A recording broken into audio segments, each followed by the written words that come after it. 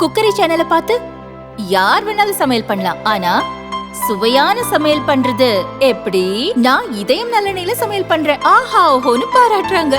நீங்களும் இதயம் நல்லெண்ணெயில சமையல் பண்ணுங்க, பாராட்ட வாங்குங்க. தினம் தோறும் வாங்குவே இதயம் இதயம். 2 நாட்களாக நேற்று கடலூர் மற்றும் பண்ருட்டி, இன்று புவனகிரி, நாளை நெய்வேலி விருதாச்சலம் பகுதிக்கு நான் செல்ல இருக்கின்றேன். இந்த 3 நாள் கடலூரிலே என்னுடைய நடைபயணத்தை நான் மேற்கொண்டிருக்கின்றேன்.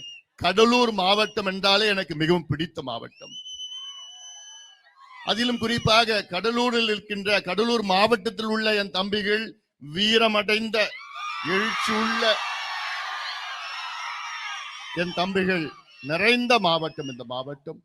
அதே வேளையிலே கடலூர் மாவட்டம் என்றால் பல பிரச்சனைகள் இருக்கின்ற மாவட்டம். பிரச்சனைகள் என்றால் இங்கு இருக்கின்ற நில பிரச்சனைகள், சுற்றுச்சூழல் பிரச்சனை, நீர் மேலாண்மை பிரச்சனை, மக்கள் பிரச்சனைகள் பல இருக்கின்றது இந்த மாவட்டத்திலே. இந்த பிரச்சனைகள் எல்லாம் சாதாரணமாக தீர்க்கக்கூடிய பிரச்சனைகள் தான் இதெல்லாம். இது எப்பயோ இந்த பிரச்சனை எல்லாம் தீர்த்திருக்க வேண்டும். ஆனால் இவ்வளோ காலம் ஆட்சி செய்த இந்த கட்சிகள் எல்லாம் இந்த பிரச்சனைகளை பற்றி பேசுவதும் கிடையாது. புவனகிரி எடுத்துக்குங்க. புவனகிரியில கேட்கறது என்ன? இங்க வெள்ளாறு ஓடிட்டு இருக்கு. இந்த வெள்ளாறுல அங்க கோடை காலத்துல இருந்து கடல்ல இருந்து தண்ணி, உப்பு நீர் உள்ள வரும். இதுல கடல் அங்க முகத்துவாரத்துல கட்டணா கோடை காலத்துல கடல் நீர் உள்ள வராது. மழை காலத்துல பிரச்சனை கிடையாது, தண்ணி இங்க இருந்து போறதுதான். ஆனா கோடை காலத்துல தண்ணி அங்கிருந்து உள்ள வருது. உள்ளனா இங்க புவனகிரியில இருந்து இங்க பிரிட்ஜ்ல இருந்து கடலுக்கு கிட்டத்தட்ட 10-12 கிலோமீட்டர் இருக்கு. ஆனா அவ்வளோ 12 கிலோமீட்டர் தண்ணி, உப்பு நீர் உள்ள வந்து இதுக்கு மேல ஏறி குடிப்பதற்கும் தண்ணி இல்லாத ஒரு சூழல். இது என்னை பொறுத்த வரைக்கும் சாதாரண ஒரு பிரச்சனை. இந்த பிரச்சனை என்னைக்கு தீர்வு பண்ணிருக்கணும்னா 50-60 ஆண்டுகளுக்கு முன்பு இந்த பிரச்சனைக்கு தீர்வு வந்திருக்கணும். 50-60 ஆண்டுகளுக்கு முன்பு இங்க முகத்துவாரத்துல ஒரு சின்ன ஒரு 3 அடி 4 அடி 5 அடி தடுப்புன்னு அப்பவே கட்டியிருக்கணும். கட்டியிருந்தா இந்த கடல் நீர் உள்ள வராது, அவ்வளவுதான். இதற்கு போராட்டம், ஆர்ப்பாட்டம், விழிப்புணர்வு, பிரச்சாரம், மானங்கெட்டவங்களா திமுக காரெல்லாம் இதெல்லாம் ஒரு ஆட்சியாயா? இதெல்லாம் ஒரு ஆட்சியாயா? எதுக்கா ஒரு நிர்வாகம், எதுக்கா ஒரு அரசாங்கம், எதுக்கா ஒரு முதலமைச்சர், எதுக்கு அமைச்சர்கள் வச்சிருக்கிறீங்க? இதெல்லாம் மக்கள் பிரச்சனைகள் தானே, சாதாரண பிரச்சனைகள் தானே. அது இந்த கடலூர் மாவட்டம், குறிப்பா நீங்க புவனகிரி பகுதியில் வாழ்கின்ற அத்துணை விவசாயிகளும் மக்களும் நீங்க ஒன்று மட்டும் நீங்க ஞாபகம் வச்சுக்கோங்க. இந்த NLC நிறுவனம் திட்டமிட்டு இருக்கிறான். என்ன திட்டம்? NLC நிறுவனத்தினுடைய 3வது சுரங்கம், நிலக்கரி சுரங்கம், பழுப்பு நிலக்கரி சுரங்கம், 3rd mines of the NLC. அதுக்கு அவன் NLC கம்பெனிக்காரன் அவன் உள்ளுக்குள்ள அவன் அனுமதி கொடுத்திருக்கிறான். அவனுக்குள்ள அதற்கு நிதியும் 15,000 கோடி ரூபாய் ஒதுக்கீடு செஞ்சிருக்கிறான். அவன் எடுக்கிறதுக்கு என்னன்னா கிட்டத்தட்ட 12,500 ஏக்கர் எடுக்க திட்டமிட்டு இருக்கிறான். முதல்ல தமிழ்நாடு அரசுக்கும் NLC நிர்வாகத்திற்கும் ஒரு ஒப்பந்தம் என்னன்னா 64,000 ஏக்கர் நிலத்தை அவங்க எடுத்துக்கலாம், NLC எடுத்துக்கலாம் அப்படின்னு ஒரு ஒப்பந்தம் அப்போ போடப்பட்டது. அந்த ஒப்பந்தம் எப்போ ரத்தாகும்னா காலக்கெடு முடிவுனா 2036. அது வரைக்கும் எவ்வளவு நிலம்னா எடுத்துக்கலாம். அது வரைக்கும் அந்த நிலத்தை எடுத்து கொடுப்பது தமிழ்நாடு அரசினுடைய வேலையா பாக்குறான். இதுல மோசடி என்னன்னா, இது இல்லாம கிட்டத்தட்ட ஒரு 6 நிலக்கரி சுரங்கம் அறிவிச்சிருக்கிறாங்க. என்னன்னு? பாளையங்கோட்டை சுரங்கம். பாளையங்கோட்டைனா எங்க? திருநெல்வேலி பாளையங்கோட்டை கிடையாது, இங்க ஸ்ரீமுஷ்ண பாளையங்கோட்டை. அப்புறம் வீராணம் சுரங்கம்மா, அதுக்கப்புறம் சேத்தியா தோப்பு சுரங்கம். மீதி 3 அரியலூர்லயும், அங்க தஞ்சாவூர் டெல்டா அங்க பகுதியில் இருக்கு. இதுவும் டெல்டா தான், அங்கே தஞ்சாவூர் பகுதியில் இருக்கு. இப்படி அந்த 6 நிலக்கரி சுரங்கம் எங்கன்னா நம்ம பகுதியில, உங்க பகுதியில, புவனகிரியில. உங்க மண்ணு, உங்க அடையாளம் எல்லாமே இன்னும் கொஞ்ச நாள்ல காணாம போகுது. எப்படி காணாம போகுது? திமுக மீண்டும் ஆட்சிக்கு வந்தா நீங்க எல்லாம் உங்க மண்ணை மறந்துடுங்க, உங்க அடையாளத்தை மறந்துடுங்க, உங்க ஊரை மறந்துடணும். உங்க ஊரு, உங்க அடையாளம், உங்க கோயில், உங்க வீடு, உங்க சுடுகாடு, நீங்க வாழ்ந்த இடம், நீங்க படிச்ச இடம் எல்லாத்தையும் மறந்துடணும். இதைத்தான் இந்த செய்தி சொல்லத்தான் நான் இங்க வந்திருக்கிறேன். நான் செய்தி சொல்லத்தான் நான் இங்க வந்திருக்கிறேன். ஏன்னா திமுக மீண்டும் ஆட்சிக்கு வந்தால் இந்த புவனகிரி, சேத்தியாத்தோப்பு, வீராணம் பகுதி, காட்டுமன்னார்குடி பகுதி அத்தனையும் NLC நிலக்கரி சுரங்கமா மாறும். அதனால்தான் நான் சொல்றேன், அதனால்தான் நான் வந்திருக்கிறேன். எல்லாமே இங்க கட்சி, ஜாதி, மதம், இனம் எதையுமே பார்க்க கூடாது. என் பின்னால நீங்க வாங்க, எல்லாம் என் பின்னால நீங்க வாங்க. ஒரு சென்ட் நிலத்தை எடுக்க விட மாட்டேன் இந்த அன்புமணி ராமதாஸ். ஒரு சென்ட் நிலத்தை எடுக்க விட மாட்டேன். இது நம்முடைய மண்ணு பிரச்சனையா, உங்களுடைய அடையாள பிரச்சனை. கீரபாளையம் பகுதி இருக்கு. கீரபாளையத்துல எவ்வளவு பேர் நம்ம என்ஜினியர் மோகன்ராஜ்ல இருந்து படையாண்டு இருந்தாரு, நல்லா இருந்திருக்கும். இல்ல, வருவார். இந்த கீரபாளையத்துல நாளைக்கு திடீர்னு நீங்க எல்லாம் கிளம்புங்க, இங்க NLC நிலக்கரி சுரங்கம் அமைக்கணும்னு கிளம்புனா எங்க போவீங்களா? அதனால நான் மீண்டும் சொல்றேன்னா, முதலமைச்சர் ஸ்டாலின் அவர்கள் தான் இதுக்கெல்லாம் காரணம். ஏன் காரணம்? சும்மா நான் பழி சொல்லணும்னு நான் சொல்லல. அதாவது முதலமைச்சர் ஸ்டாலின் அவர்கள் மதுரையில அரிட்டாப்பட்டி பகுதியில டங்ஸ்டன் நிலக்கரி சுரங்கம் அங்கே அறிவிச்சாங்க மத்திய அரசு. அதுல முதல் குரல் கொடுத்து அங்கே போய் முதல் போராடினது இந்த அன்புமணி ராமதாஸ். அங்கே போராட்டம் பிறகுதான் மற்ற கட்சி எல்லாம் வந்தாங்க. வந்த பிறகுதான் அது ஒரு மக்கள் எழுச்சியா மாறிடுச்சு. எழுச்சியா மாறின உடனே அதுக்கப்புறம் ஸ்டாலின் அவர்களுக்கு வேற வழி கிடையாது. அவர் என்ன சொன்னார் சட்டசபையில, என்னுடைய முதலமைச்சர் பதவி போனாலும் பரவாயில்ல, இந்த டங்ஸ்டன் சுரங்கம் மதுரையில அரிட்டாப்பட்டியில வர விட மாட்டேன். சொன்னது யாரு? முதலமைச்சர் மு.க. ஸ்டாலின். இதே ஸ்டாலின் அவர்கள் என்ன சொன்னார்? இன்னொன்னு, அங்கே மைக்கேல் பட்ட, அதாவது இங்க நிலக்கரி சுரங்கம் NLC-க்காக தான், இந்த நிலக்கரி சுரங்கம் அமைப்பதற்காகத்தான் அங்கே அறிவித்தார்கள். அறிவிச்சுனா அதை கண்டுபிடிச்சதே நான் தான் கண்டுபிடிச்சேன். கண்டுபிடிச்சு நான் சொன்னேன், இது மாதிரி அங்க அரியலூர்ல 1, அப்புறம் டெல்டாவில் 2, அப்புறம் நம்ம கடலூர் மாவட்டத்துல 3, அப்படி மொத்தம் 6 நிலக்கரி சுரங்கம் மத்திய அரசு ஏலம் விட்டுட்டாங்கன்னு சொன்னா சட்டசபையில அமைச்சர்கள் என்ன கேள்வி பண்ணானுங்க. அன்புமணி சும்மா சொல்றான். அதுக்கப்புறம் அடுத்த நாள் நான் எல்லாத்தையும் டீட்டெயில் எடுத்து டாக்குமெண்ட் எடுத்து விலாவரியா சொன்னதுக்கு அப்புறம் தான் ஆமா இது உண்மைதான் சொல்றான். அதன் பிறகு என்னாச்சு? மக்களை திரட்டி போராட்டம் பண்ணதுக்கு பிறகுதான் அதுக்கப்புறம் ஸ்டாலின் அவர்கள் சட்டமன்றத்துக்குள்ள என்ன சொல்றாரு? நானும் டெல்டாக்காரன்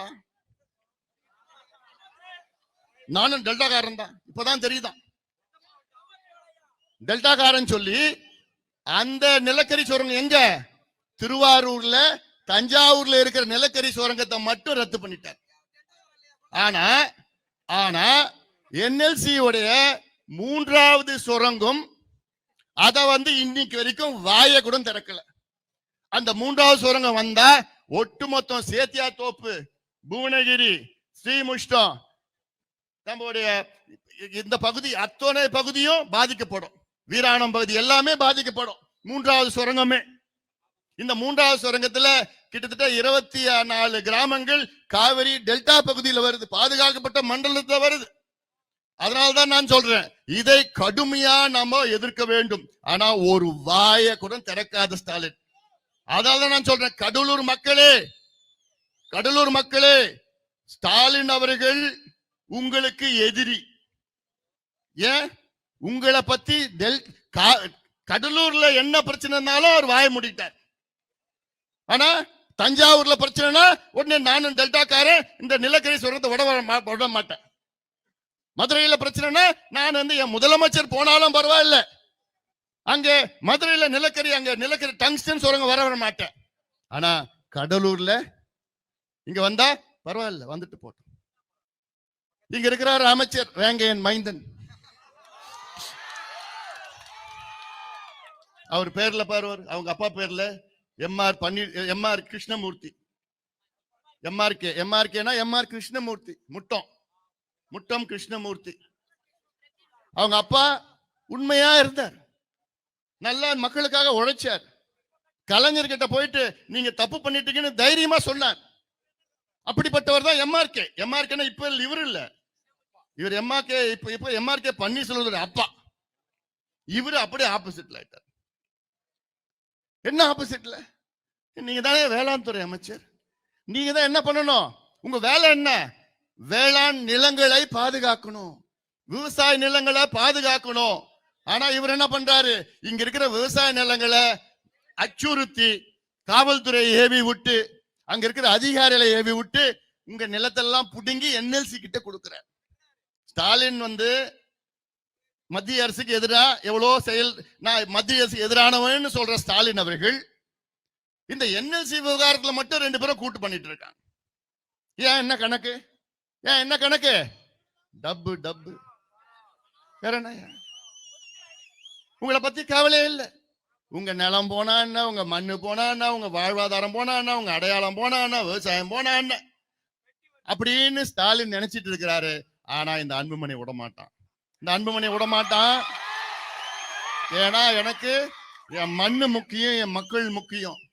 இந்த மண்ணு 1000 ஆண்டுகள் நமக்கு உணவளித்த மண். நமக்கு பிறகு வருகின்ற 1000 ஆண்டுகளுக்கு இந்த மண் உணவளிக்க வேண்டும், சந்ததியினர்களுக்கு உணவளிக்க வேண்டும். இடையில நம்ம வந்தவங்க, இடையில இந்த மண்ணை நம்ம அனுபவிச்சுட்டு தான் போனோம், அவ்வளவுதான். இந்த மண்ணை அழிக்கிறதுக்கு நமக்கு அதிகாரம் கிடையாது, யாருக்கும் அதிகாரம் கிடையாது. அதை தடுப்பு நிறுத்த வந்தா சத்திரியன்டா.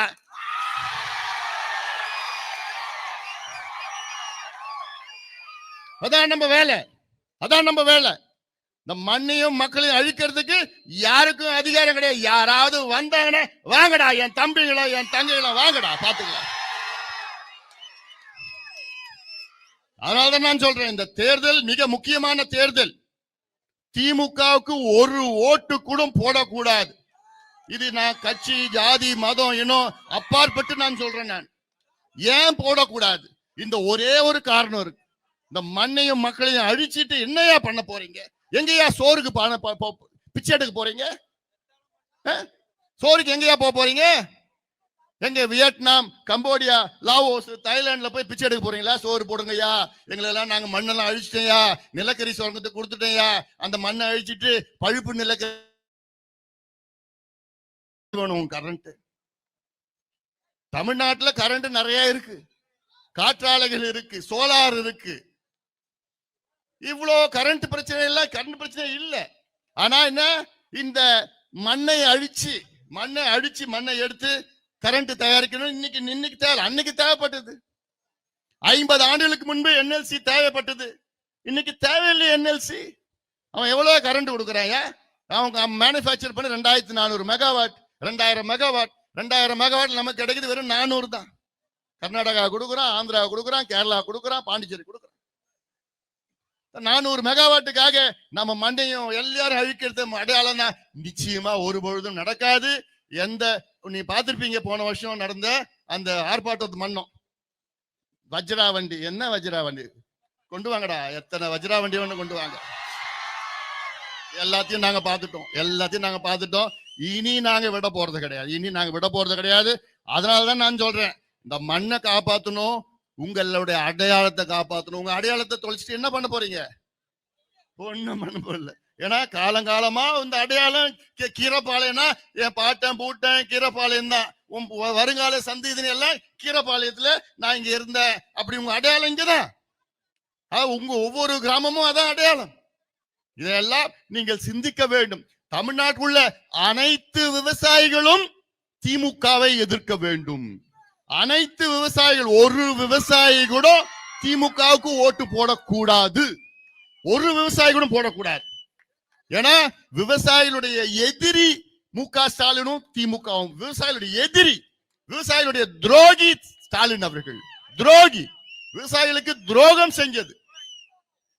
தம்பி செல்லுமகை சொன்னாப்புல ஒரு புத்தகத்தை வெளியிட்ட 2 வாரத்துக்கு முன்பு, விடியல் எங்கேன்னு ஒரு புத்தகம். இதான் இந்த புத்தகம், விடியல் எங்கே. ஏன்னா முதலமைச்சர் சொல்றாருல்ல விடியல் ஆட்சின்னு, அதுக்குதான் விடியல் எங்கே. இதுல என்ன, புத்தகத்துல என்ன இருக்குன்னா, திமுக ஆட்சி வருவதற்கு முன்பாக உங்களுக்கு தமிழக மக்களுக்கு கொடுத்த 505 வாக்குறுதிகள், 505 வாக்குறுதிகள் எல்லாமே இதுல இருக்கு, பட்டியலிட்டு போட்டு இருக்கிறேன். அந்த 505 வாக்குறுதிகளில் அவங்க நிறைவேற்றியது எவ்வளவு தெரியுமா? வெறும் 66 வாக்குறுதிகள் தான். வெறும் 66. அது விழுக்காட்டுல பாத்தீங்கன்னா வெறும் 13 கட்டி 3 மாசம் 16 கோடி சுவாக. இந்த சுவாக போன்றதான் தமிழ்நாட்டுல எல்லா பகுதியிலும் கொள்ளை அடிச்சிட்டு இருக்கான். இது எல்லாமே விவசாய பூமியா, விவசாய மண்ணுயா. இந்த மண்ணை நம்ம பாதுகாக்கணும் ஐயா. இந்த மண்ணெல்லாம் பொன்னான பூமி, பொன்னான மண். இப்போ நான் ஒரு உதாரணம் நான் சொல்றேன். இப்போ நமக்கு இங்க எல்லாமே நெல்லு தான். சில பகுதியில் இப்போ மாத்தி கரும்பு எல்லாம் போட்டுட்டு இருக்கீங்க. நெல்லு கஷ்டப்பட்டு மழையிலையும் வெயிலையும் அறுவடை பண்ணி அதை எடுத்துட்டு போய் நம்ம நெல் கொள்முதல் நிலையத்துல நம்ம கொடுக்குறோம். அங்க போய் என்ன பண்றானுங்க, ஒரு மூட்டை நெல்லுக்கு அவன் 60 ரூபா லஞ்சம் கேட்கறான். 50, 60, சில நேரத்தில் 70.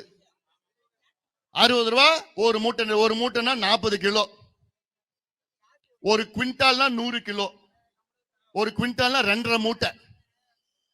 40 கிலோ அப்புறம் 20 2.5 மூட்டை. இப்ப என்னன்னா, ஒரு குவிண்டால் நெல்லுக்கு எவ்வளவு தெரியுமா லஞ்சம் விவசாயிகள் கொடுக்குறாங்கன்னா மனசார இல்ல, அவன் பிச்சு புடுங்குறான். 40 கிலோ மூட்டையில அவன் 2 கிலோ ஒரு மூட்டைக்கு எடுத்துக்கிறான். 38 கிலோ தான் கணக்கு வைக்கிறான்.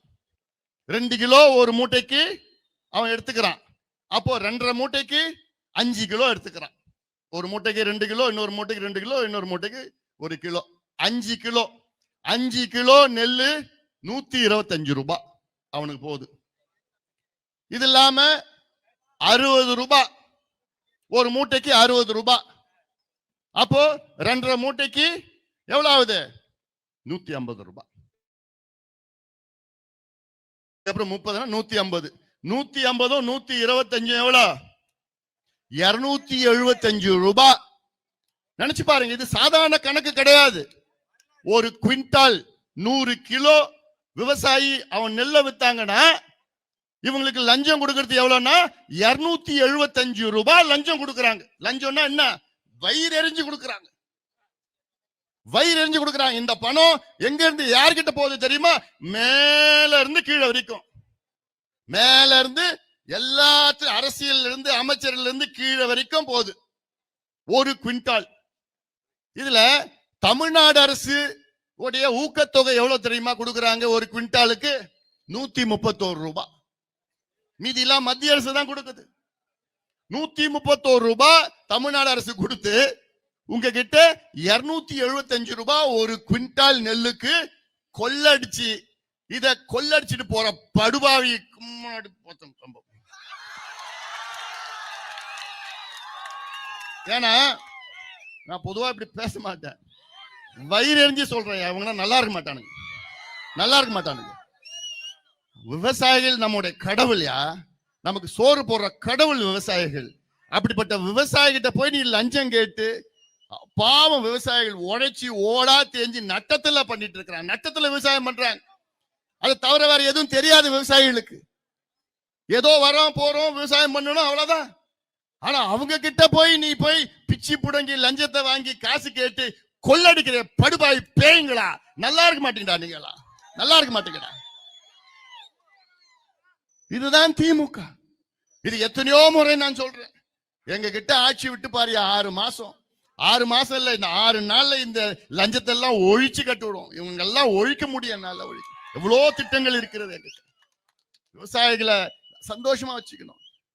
ஒரு குவிண்டாலுக்கு எவ்வளவு நம்ம 100 கிலோக்கு எவ்வளவு நம்ம கேட்டோம், விலை கேட்டோம்? 3500 ரூபாய். 3500 ரூபாய். இப்ப கொடுக்குறது 2500 ரூபாய். 2500 ரூபாய் வச்சுட்டு என்ன பண்ண முடியும்? உற்பத்தி எவ்வளவு தெரியுமா? ஒரு குவிண்டால் நெல் உற்பத்தி எவ்வளவு தெரியுமா? 2450 ரூபாய். 50 ரூபாய் அவனுக்கு கொடுக்கணும், அவன் கொள்ளக்காரனுக்கு கொடுக்கணும். 50 ரூபாய் 275 ரூபாய் எடுத்து போறான். அவன் என்ன எதுக்கியா விவசாயம் பண்றான்? நம்ம இதை நம்ம கேட்டோம். 3500 ரூபாய் குடியா. ஆனா ஸ்டாலின் எவ்வளவு தெரியுமா கொடுத்தாரு? 131 ரூபாய். அவ்வளவுதான் ஊக்கத்தொகையா. ஒரிசாவில் 800 ரூபாய் கொடுக்குறாங்க. ஆந்திராவில் 500 ரூபாய் கொடுக்குறாங்க. ஏன் இவர் கொடுத்துட்டு போறது ஒரு 1000 ரூபாய் கொடுத்துட்டு போறது? பாட்டாளி மக்கள் கட்சி ஆட்சி இருந்ததுன்னா 3500 ரூபாய் ஒரு குவிண்டால் நெல், 5000 ரூபாய் ஒரு டன் கரும்புக்கு சாதாரணமா கொடுத்துட்டு போலாம். இது ஒண்ணுமே பிரச்சனை கிடையாது. 4.5 லட்சம் ரூபாய்க்கு பட்ஜெட்டை போட்டுட்டு இருக்கு. சமீபத்துல பஞ்சாப்ல வெள்ளம் வந்தது, மிகப்பெரிய வெள்ளம். அது 45-50 பேர் இறந்துருக்காங்க. அந்த வெள்ளத்திற்காக விவசாயிகளுக்கு பஞ்சாப் அரசு 20,000 கோடி ரூபாய் அறிவித்திருக்கிறது, ஒதுக்கி இருக்கிறது. 20,000 கோடி. ஆனா நம்மளுடைய ஸ்டாலின் அரசு எவ்வளவு வெள்ளம் வந்தாலும் சரி, எவ்வளவு பெஞ்சாலும் சரி, வறட்சி வந்தாலும் வெள்ளம் வந்தாலும் சரி, என்ன 500, 700, 200 கோடி. ஏன்னா அவங்க விவசாயிகளுக்கு எந்த நன்மையும் கிடையாது. விவசாயம்னா என்னன்னு கூட தெரியாது. அவங்க என்ன தெரிஞ்சது, இந்த ஆத்துல தண்ணி போறதுல மிச்ச நேரத்துல அந்த மணலை கொள்ளை அடிச்சுட்டு போகணும். அதுக்காக தான் தடுப்பணை கட்ட மாட்டான். தண்ணி இருக்கு, எல்லாம் எல்லாம் பண்ணுவானுங்க. எல்லாம் அவனுக்கு தான் பிஹெச்டி பண்ணியிருக்காங்க, திருட்டு தொழில பிஹெச்டி பண்ணியிருக்கிறானுங்க. இதுல ஏன்னா இது சாதாரணமா நான் சொல்லல. இதுல தமிழ்நாட்டுல 28 மணல் குவாரி இருக்கு. 28 மணல் குவாரியில அது இல்லாம இது பெரிய குவாரிகள், சின்ன குவாரிகள்ல மாட்டு வண்டி குவாரி எல்லாம் இருக்குது. அது எப்படியாவது 80-70 இருக்கு. இந்த 28 குவாரியில போன வருஷம் எவ்வளவு தெரியுமா அரசுக்கு கணக்கு காமிச்சானுங்க? எவ்வளவு இருக்கும்? 28 மணல் குவாரி. ஒரு மணல் குவாரினா என் தம்பிகளுக்கு தெரியும் எவ்வளவு மணல் அனுமதி கொடுத்துருக்கான், எவ்வளவு மணல் அவன் எடுத்திருக்கிறான். ராத்திரி பகலும் லாரினா எவ்வளவு 5-10 கிலோமீட்டர் நிற்கும். எவ்வளவு தெரியுமா மொத்தம் அரசுக்கு வருமானம் போன வருஷம் வந்தது? மணல் குவாரி 28 மணல் குவாரி தமிழ்நாடு முழுவதும் 36 கோடி. கணக்குலடா 36 கோடிடா. இது 36 கோடி என்பது ஒரு மணல் குவாரியில ஒரு வாரம் சம்பாத்தியம். ஒரு மணல் குவாரியில 36 கோடி. அவ்வளவு 5 நாள் சொல்றாங்க, 5 நாள். ஆனா 28 மணல் குவாரி தமிழ்நாட்டுல கவர்மெண்ட் கணக்கு 36 கோடி. படுபாவீங்களா? கொள்ளடிக்குது ஒரு அளவே இல்லையாடா. இதுக்கு என்ன பண்ணாங்க? இடி என்போர்ஸ்மெண்ட் டைரக்டர் என்ன பண்ணாங்க? அமலாக்கத்துறை இதை கண்டுபிடிச்சு சேட்டலைட்ல கணக்கு பார்த்தாங்க. 2 வருஷத்துக்கு முன்னாடி எவ்வளவு இருந்தது, இன்னைக்கு எவ்வளவு அளவு இருக்குது, எவ்வளவு அளவு அனுபவிச்சிருக்காங்க. தமிழ்நாடு முழுவதும் பாத்தீங்கன்னா 190 ஹெக்டேர் தான் அனுமதி கொடுத்திருக்காங்க. ஆனா இவங்க 950 ஹெக்டேர் எடுத்திருக்கிறாங்க. அவங்க கணக்கு பண்ணி 4,850 கோடி ரூபாய் கொள்ளடிச்சிருக்கிறாங்க அமலாக்கத்துறை சொல்றது. அதுவும் நான் கம்மின்னு தான் சொல்றேன். எப்படியாவது 40,000 கோடி இருக்கும் ஒரு வருஷத்துக்கு. இதுல எல்லாமே டாஸ்மார்க் எடுத்துங்க. டாஸ்மார்க்ல அரசுக்கு வருமானம் ஒரு ஆண்டிற்கு எவ்வளவு? 50,000 கோடி. ஒரு அமைச்சர் இருந்தார், இப்ப அமைச்சர் இல்ல. ஆமா, அவர் எக்ஸ்பர்ட். இந்த கட்சியிலயும் அமைச்சரா இருப்பார், அந்த கட்சியிலும் அமைச்சரா இருப்பார். ஏன்? அவர் திறமையினாலயா? இல்ல, காசு சம்பாரிச்சு கொடுக்கறது இல்ல, அவ்வளவுதான். லஞ்சம் வாங்கி காசு சம்பாரிச்சு கொடுக்கல. அப்படிதான் வச்சிருக்கிறாங்க. அப்படிதான் வச்சிருக்கிறாங்க. இப்படி இந்த கணக்கு எப்படின்னா, சமீபத்துல அதுவும் இன்னொரு அமலாக்கத்துறை அவங்க கண்டுபிடிச்சு என்ன பண்ணாங்கன்னா 1000 கோடி ரூபாய் டாஸ்மார்க்ல லஞ்சம் ஊழல் நடந்திருக்கு. அது ஊழல் என்ன இருக்குன்னா, அந்த டாஸ்மார்க் சரக்கு ஏத்திட்டு போறதுக்கு டிரான்ஸ்போர்டேஷன் மட்டும், இங்க இருந்து அங்க ஏத்திட்டு போறது, அதுல மட்டும் 1000 கோடி. இப்படி. ஆனா அதுல என்னன்னா கிட்டத்தட்ட 50,000 கோடி ஊழல் டாஸ்மார்க்ல வருஷம் நடந்துட்டு இருக்கு. இந்த சந்து கடை வச்சுட்டு விற்கிறானுங்கல்ல, டாஸ்மாக் கடை ஒண்ணுதான் இருக்கும், சந்து கடை 10 இருக்கும். ஒரு டாஸ்மாக் கடைக்கு சந்து கடை 10 கடை. இப்படி அந்த 10 கடைக்கு யார் சப்ளை பண்றா? இவங்க தான் சப்ளை பண்றான். இதுல கிட்டத்தட்ட இன்னைக்கு 7 சாராயம் தயாரிக்கின்ற நிறுவனம், மது தயாரிக்கிற நிறுவனம், 7 நிறுவனம் யார்கிட்ட இருக்கு? திமுக கட்சிக்காரங்க. திமுக கட்சிக்காரங்க நடத்திட்டு இருக்கிறாங்க. அப்போ இவங்க எல்லாம் என்ன மனசுல வச்சிருப்பாங்க? மக்களை பத்தி சிந்திக்கிறாங்களா? இப்படி ஒவ்வொரு துறையிலையும் ஊழல் ஊழல். கரண்ட் துறையில கரண்ட் இப்போ இந்த 4 வருஷத்துல 4 முறை கரண்ட் பில் ஏத்திட்டான், 4 வருஷத்துல. ஆனா என்ன சொன்னாங்க தேர்தல் முன்னாடி? நாங்கள் ஆட்சிக்கு வந்தவுடன் மாசம் மாசம் கரண்ட் பில்ல எடுப்போம், கணக்கு எடுப்போம். அந்த மாசம் மாசம் கரண்ட் பில்ல கணக்கு எடுத்தா உங்க கரண்ட் பில்லு ஒவ்வொரு மாசமும் கிட்டத்தட்ட 25% இருந்து 55% வரைக்கும் குறையும். சில பேருக்கு 25, சில பேருக்கு 30, சில பேருக்கு 35, 40, 50, 55%. நினைச்சு பாருங்க. இன்னைக்கு 3000 ரூபாய் கரண்ட் பில் கட்டினீங்கன்னா 1500 ரூபாய் தான் உங்களுக்கு வரும். மாசம் மாசம் எடுத்தீங்கன்னா ஒவ்வொரு ஸ்லாப் இருக்குது அதுல. இதுதான் சொல்லிதான் ஆட்சிக்கு வந்தாங்க. ஆனா வந்து 4.5 ஆண்டு காலம். இப்ப போய் கேட்டா இல்லைங்க, நாங்க ஸ்மார்ட் மீட்டர் போட்டதுக்கு அப்புறம் தான் இதெல்லாம் வரும். ஏண்டா இதை முதல்ல சொல்லிட்டு போக வேண்டியதுடா. ஸ்மார்ட் மீட்டர் எப்போ வரும்னா இன்னொரு 3 வருஷம் ஆகும். நீ இருக்க மாட்டா ஆட்சியில, முடிஞ்சு போச்சு. இன்னொரு 4 மாசம் தான் இருக்க போறாங்க. 8 மாசம் தான் இல்லைன்னா 4 மாசம். 4 மாசம் அப்புறம் அதிகாரிகள் வேலை செய்ய மாட்டாங்க. இதான் நடக்க போகுது. இவங்க நினைச்சிட்டு இருக்கிறாங்க வந்துருவோம், அப்படி பண்ணுவோம், ஒன்னும் ஆக போறது கிடையாது. அதனால இதையெல்லாம் நீங்கள் சிந்திக்க வேண்டும்.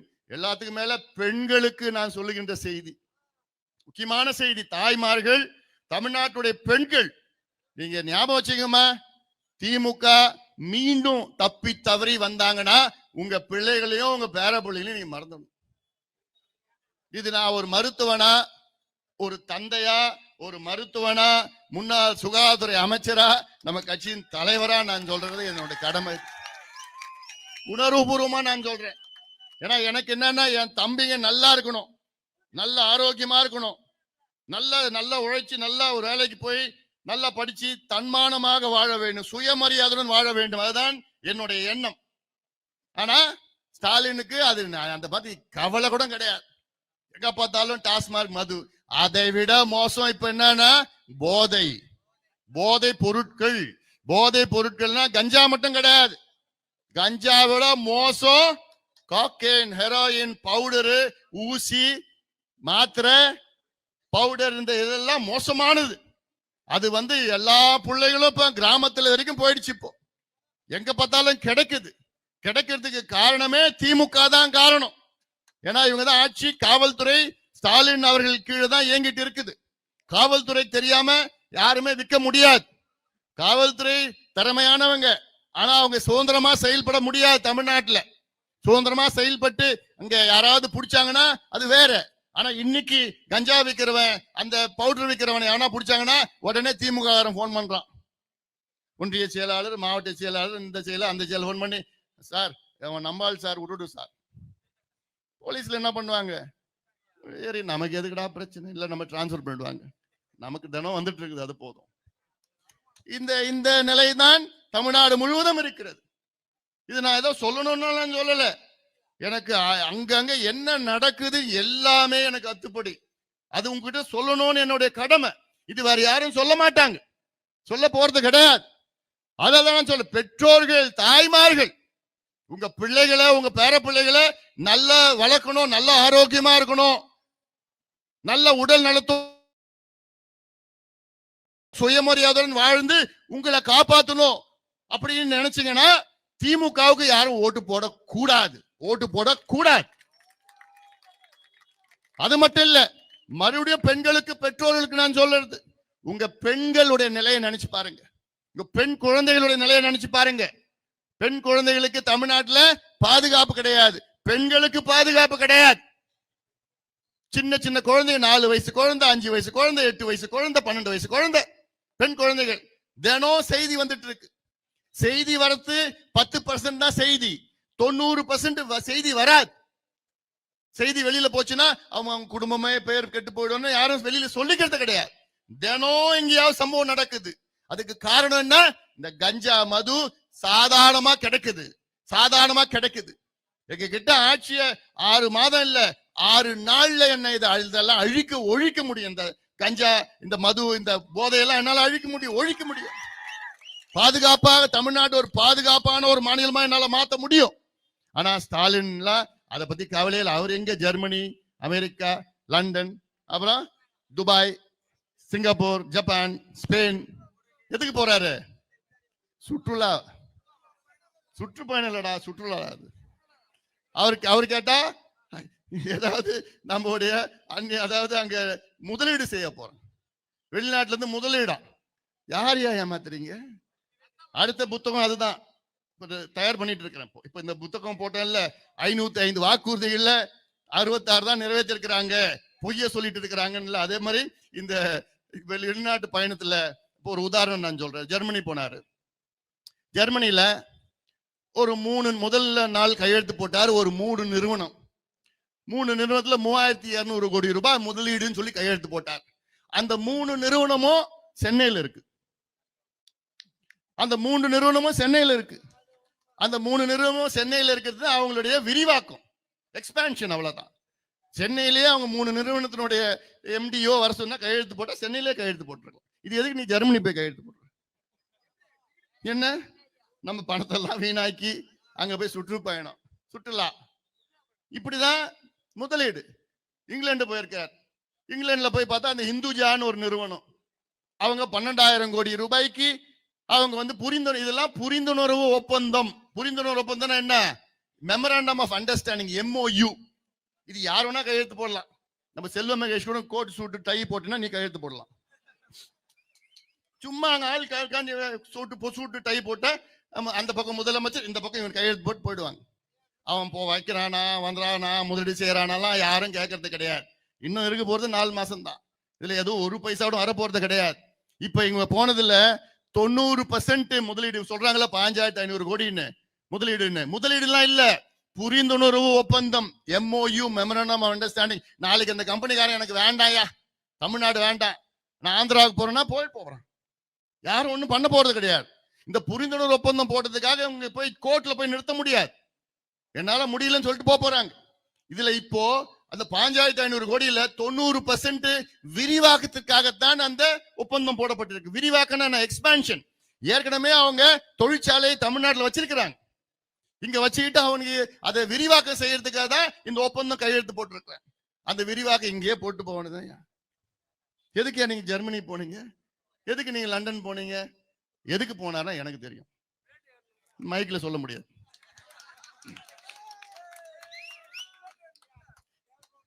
அதனால இதெல்லாம் நீங்கள் சிந்திதுங்க. சும்மா ஏமாத்து வேலை, பித்தலாட்டம், 420, ஃபார்ஜரி, கொள்ளடிக்கிறது, காசு சம்பாதிக்கிறது, ஊழல், எல்லாத்துக்கும் பேர் போனது திமுக. 5 வருஷம் கொடுத்தாச்சு, நீங்க போதும், வீட்டுக்கு அனுப்புங்க, முடிச்சிடுங்க, அவ்வளவுதான், கணக்கு முடிச்சிடுங்க, முடிஞ்சு போச்சு. இதுல என்னன்னா முக்கியமா நீங்க தெரிஞ்சுக்க வேண்டியது என்னன்னா, இது ஏதோ ஒரு தேர்தல் இல்ல. தமிழ்நாட்டு மக்கள் 3 தேர்தலையும் திமுகவுக்கு வாக்களிச்சு வெற்றி கொடுத்தீங்க. 3 தேர்தல். 2019 நாடாளுமன்ற தேர்தல் 40க்கு 39. தமிழ்நாடு பாண்டிச்சேரியில 40 எம்பிக்கள், அதுல 39 திமுக கொடுத்தீங்க தமிழ்நாடு மக்கள் 2019. 2021 அவங்களுக்கு ஆட்சி கொடுத்தீங்க, சிஎம் ஆக்குனீங்க. 2024 40க்கு 40 வெற்றி கொடுத்தீங்க, 40க்கு 40. ஆக 3 தேர்தல் தொடர்ந்து நீங்க திமுகவுக்கு வெற்றியை கொடுக்குறீங்க. மாறாக உங்களுக்கு என்ன கொடுத்தாங்க? ஆப்பு, நாமத்தை போட்டானுங்க. ஏமாத்து, சாராயம், ஊழல், கஞ்சா, பெண்களை நாசப்படுத்தி, இதெல்லாம் திமுக. ஆக மீண்டும் ஒரு வாய்ப்பு திமுக கொடுக்காதீங்க. 4வது முறை வெற்றியை கொடுக்காதீங்க. 3 முறை கொடுத்து ஏமாந்துட்டீங்க. குறிப்பாக விவசாயிகளுக்கு, இளைஞர்களுக்கு, மாணவர்களுக்கு, நெசவாளர்கள், மீனவர்கள், அரசு ஊழியர்கள் எங்க இருக்கிறாங்களா? அரசு ஊழியர் கை தூக்குங்க. தூக்க மாட்டாங்க. ஏன்னா அவங்க மனசுல அவ்வளோ கோபத்துல இருக்கிறாங்க. தமிழ்நாட்டில் 1,30,00,000 இளைஞர்கள், படித்த இளைஞர்கள் வேலை இல்லையா? 1,30,00,000 படித்த இளைஞர்களுக்கு வேலை இல்லை. இப்ப எம்ப்ளாய்மெண்ட் எக்ஸ்சேஞ்ச் யாரும் போறது கிடையாது, போய் பிரயோஜனம் கிடையாது, யாரும் போய் ரினியூ பண்றது கிடையாது. முன்னெல்லாம் ஆர்வமா போவாங்க, ரினியூ பண்ணுவாங்க, முடிஞ்சிச்சா ரினியூ பண்ணி ஏதோ ஒரு எதிர்பார்ப்பு இருக்கும். நான் சொல்றது இப்போ 6, 7, 8 ஆண்டுகளுக்கு முன்பு 74 லட்சம் பேர், 80 லட்சம் பேர் எம்ப்ளாய்மெண்ட் எக்ஸ்சேஞ்சில் பதிவு பண்ணியிருக்கான். இன்னைக்கு 32 லட்சம், 34 லட்சம் பண்றது கிடையாது. டீச்சர், போலீஸ்ல, காவல் படையில, காவல்துறையில, இதுல மட்டும்தான் அங்க போய் ரினியூ பண்றாங்க, ஏதோ ஒரு அல்பாஸ். அதனால இதெல்லாம் சிந்தித்து பாருங்க. கடைசியில சமூக நீதி. சமூக நீதி ஸ்டாலின் அவர்கிட்ட போய் கேட்டா ஒரு கிலோ எவ்வளவுன்னு கேட்பார் நினைக்கிறேன். ஸ்டாலின் அவர்களுக்கும் சமூக நீதிக்கும் ஏதாவது சம்பந்தம் இருக்காயா? ஆனா வசனம் மட்டும் பேசுறது என்ன? அங்க ஏதோ லண்டன்ல போய் பெரியாருடைய சிலைய திறந்தாரா, பார்த்தாரா, படத்தையா? ஆமா, அங்க போய் நான் பெரியாருடைய வாரிசு, பெரியாருடைய கொள்ளு பேர. என்னையா பேசுற? பெரியார் பேரை சொல்றது கூட ஸ்டாலினுக்கு தகுதி கிடையாதுயா. ஏன்னா சமூக நீதிக்கும் ஸ்டாலின் அவர்களுக்கும் சம்பந்தமே கிடையாது. கணக்கெடுப்பு, ஒரு சாதிவாரி கணக்கெடுப்பு நடத்த துப்பு இல்ல. தமிழ்நாட்டில் சாதிவாரி கணக்கெடுப்பு நடத்த துப்பு இல்ல. எதுக்கு நான் சொல்றேன்னா, இது ஏதோ வன்னியர் பிரச்சனை கிடையாது. எல்லா சமுதாயத்தை சார்ந்த பிரச்சனை. எல்லா சமுதாயத்திற்கும் கணக்கெடுப்பு நடத்து. பிராமணர் கணக்கெடுப்பு நடத்து, ரெட்டியார், செட்டியார், முதலியார், பட்டியலின சமுதாயம், பழங்குடி சமுதாயம், மீனவர் சமுதாயம், வன்னியர்கள், நாடார்கள், யாதவர்கள், எல்லா சமுதாய பிள்ளைமார்ல இருந்து எல்லாத்தையும் கணக்கெடுப்பு நடத்தணும். கணக்கெடுப்பு நடத்தி அதற்கு ஏற்ப சமூக நலத்திட்டங்கள் கொடுங்க. இடஒதுக்கீடு என்பது ஒரு பாதி தான், ஒரு பக்கம் தான், ஒரு பகுதி தான் அதுல கணக்கெடுப்புல. மீதி பாதி ஒவ்வொரு வீட்டிலும். இப்போ ஒரு உதாரணம், தமிழ்நாட்டுல 2 கோடி குடும்பம் இருக்கு. இந்த 2 கோடி குடும்பமும் எப்படி இருக்கிறாங்க, எந்த நிலையில் இருக்கிறாங்கன்னு ஒரு கணக்கெடுப்பு நடத்தணும். அந்த கணக்கெடுப்பு என்பது சாதாரண வேலை. இது தெலுங்கானா முடிச்சுட்டாங்க, கர்நாடகா முடிச்சுட்டாங்க, ஒடிசா முடிச்சுட்டாங்க, பீகார் முடிச்சுட்டாங்க, ஆந்திராவிலையும் ஜார்க்கண்ட்லயும் பண்ணிட்டு இருக்கிறாங்க. தமிழ்நாட்டுல கணக்கெடுப்பு நடத்தணும்னா 2 கோடி குடும்பத்தையும் கணக்கெடுப்பு நடத்தணும்னா இது 2 மாசம் தான் ஆகும். 500 கோடி செலவாகும். 2 லட்சம் அரசு ஊழியர்கள் 2 மாசம் வேலை செய்யணும், அவ்வளவுதான். அந்த கணக்கெடுப்பு எப்படின்னா, ஒரு மீனவர் குடும்பம் இருக்கு. இப்போ ஒரு எங்கேயோ போற ஒரு வீட்டுக்கு போய், இந்த தெருவுல 10 வீடு இருக்கு, அதுல ஒவ்வொரு 10 வீட்லயும் போய் கணக்கெடுப்பு. என்ன கணக்கெடுப்பு? முதல்ல கேட்கறது பேர் என்ன, விலாசம் என்ன, என்ன மதத்துல இருக்கீங்க, என்ன ஜாதியில இருக்கீங்க, என்ன பிரிவுல இருக்கீங்க, இது அவ்வளவுதான் முடிஞ்சு. அதுக்கு பிறகு என்ன கணக்கெடுப்புனா, இந்த வீடு யாருது, உங்களுதா, சொந்த வீடா, வாடகை வீடா, வீடு குடிசை வீடா, இல்ல கல்லு வீடா, இல்ல ஓட்டு வீடா, வீடு எவ்வளவு பெருசு, வீட்டுல பாத்ரூம் இருக்குதா, எத்தனை பாத்ரூம் இருக்குது, வீட்டுல கரண்ட் இருக்குதா, வீட்டுல தண்ணி நேரா வருதா, வீட்டுல செப்டிக் டேங்க் இருக்குதா, அது வீட்டுல எத்தனை பேர் இருக்கிறாங்க, அந்த எத்தனை பேர் படிச்சிருக்கிறாங்க, எத்தனை பெண்கள் படிச்சிருக்கிறாங்க, எத்தனை முதல் பட்டதாரிகள், எத்தனை பேர் அரசு வேலையில இருக்காங்க, எத்தனை பேர் தனியார் வேலையில இருக்கிறாங்க, பைக் இருக்குதா, சைக்கிள் இருக்குதா, கார் இருக்குதா. இப்படி தமிழ்நாட்டுல 2 கோடி வீட்லயும் கணக்கெடுப்பு நடத்தி அதுல தெரிஞ்சு போயிடும் டேட்டா. இப்ப இருக்கிற டேட்டா வச்சுக்கிட்டு, சரி இதுல வன்னியர்கள் இவ்வளவு பேர் படிச்சிருக்கிறாங்க, இவ்வளவு பேர் படிக்கல, இவ்வளவு பேர் வேலையில இருக்காங்க, இவ்வளவு வேலை இல்லை, இவ்வளவு பேர் குடிசையில இருக்காங்க, மீனவர்கள் எவ்வளவு பேர் இருக்காங்க, சலவை தொழிலாளர்கள் எவ்வளவு பேர் இருக்காங்க, எந்த நிலையில இருக்கிறாங்க, முடி திருத்துகின்ற சமுதாயம் எவ்வளவு பேர் இருக்காங்க, எந்த நிலையில இருக்கிறாங்க, ஏன் பிராமணர்கள் எவ்வளவு பேர் இருக்காங்க, எந்த நிலையில இருக்கிறாங்க. எல்லாத்துக்கும் கணக்கெடுப்பு நடத்தி அதற்கேற்ப திட்டங்களை வகுப்பது தான் சமூக நீதி. இல்லாதவர்களுக்கு கொடுப்பதுதான் சமூக நீதி. பாதாளத்தில் இருக்கின்றவர்களை மேலே தூக்கி செல்வதுதான் சமூக நீதி. ஆனா நான் கணக்கெடுப்பு கூட நடத்த மாட்டேன் என்று பிடிவாதம் பிடித்துக் கொண்டிருக்கின்ற மு.க. ஸ்டாலின் அவர்களே, தமிழ்நாடு மக்கள் சாதாரண துரோகம் இல்லையா தமிழ்நாட்டுக்கு நீ செய்யறது? சாதாரண துரோகம் கிடையாது. கேட்டா என்ன சொல்றாருன்னா, சட்டமன்றத்தில் ஸ்டாலின் சொல்றாரு, எனக்கு அதிகாரம் இல்லைங்கோ, எனக்கு அந்த சட்டம் இல்லைங்கோ, மத்திய அரசு தான் எடுக்கணுங்கோ. ஏயா, கர்நாடகாவில் எப்படி எடுத்தாங்க, தெலுங்கானால எப்படி எடுத்தாங்க, பீகார்லயும் ஒரிசாலையும் எப்படி எடுத்து முடிச்சுட்டாங்க, ஆந்திராவிலையும் ஜார்க்கண்ட்லயும் எப்படி நடத்திட்டு இருக்கிறாங்க, எந்த சட்டத்தில் நடத்திட்டு இருக்காங்க? இந்தியன் ஸ்டாட்டிஸ்டிக்கல் ஆக்ட் 2008, இந்திய புள்ளிய விவரம் சேகரிப்பு சட்டம் 2008. அந்த சட்டத்தின் கீழ் இந்தியாவில பஞ்சாயத்து தலைவர் கூட அவங்க பஞ்சாயத்துல கணக்கெடுப்பு நடத்தலாம். இல்லையா அதிகாரம்? பஞ்சாயத்து தலைவர் கூட நடத்தலாம். அவர் பஞ்சாயத்துல எத்தனை வீடு இருக்கு, வீட்டுல எத்தனை பேர் இருக்காங்க, எத்தனை பேர் எப்படி என்ன நிலையில இருக்கிறாங்க. ஆனா ஸ்டாலின் எனக்கு அதிகாரம் இல்லை என்று சொல்லுகின்ற ஸ்டாலின் அவர்களே, தமிழ்நாடு மக்கள் உங்களை மன்னிக்க மாட்டார்கள். அந்த நிலையில அந்த அதிகாரத்தில் இருக்கிறீங்க, முதலமைச்சரா இருக்கிறீங்க, அதிகாரம் இருக்கிறது, நிதி இருக்கிறது, அதிகாரிகள் இருக்கிறாங்க, எல்லாம் இருக்கு. ஆனா மனசு இல்லை. எவ்வளவு பெரிய ஒரு துரோகம் இது! சமூக நீதிக்கு எவ்வளவு பெரிய துரோகம் செய்கின்ற திமுக. ஒரு உதாரணம் நான் சொல்றேன். இஸ்லாமியர்கள் சமுதாயம், மதம், இஸ்லாமியர்கள்ல 7 பிரிவுகள் இருக்கிறது. அந்த 7 பிரிவுகள்ல இப்ப இஸ்லாமியர்களுக்கு 3.5 விழுக்காடு இடஒதுக்கீடு, உள்ஒதுக்கீடு இருக்கு. பிசில இருந்து 3% இஸ்லாமியர்களுக்கு. அதுல 7 பிரிவுல யாருக்கு கிடைக்குது, யாருக்கு கிடைக்கல, யார் அதிகமா எடுத்துக்கிறாங்க, யாருக்கு குறைவா கிடைக்குது, யாருக்கு சுத்தமா கிடைக்கல, இந்த கணக்கெடுப்பு நடத்தினாதான் தெரியும். ஆக பட்டியலின சமுதாயம் இருக்கு. பட்டியலின சமுதாயத்துல 3 பெரிய பிரிவு, 78 உட்பிரிவுகள் இருக்கிறது. இதுல யாருக்கு கிடைக்குது, யாருக்கு கிடைக்கல. எம்பிசில 115 சமுதாயம் இருக்கு. 115 சமுதாயத்துல யாருக்கு கிடைக்குது, யாருக்கு கிடைக்கல. இப்படி ஒவ்வொரு பிரிவிலையும் கணக்கெடுப்பு நடத்தினாதான் இதெல்லாம் தெரியும்.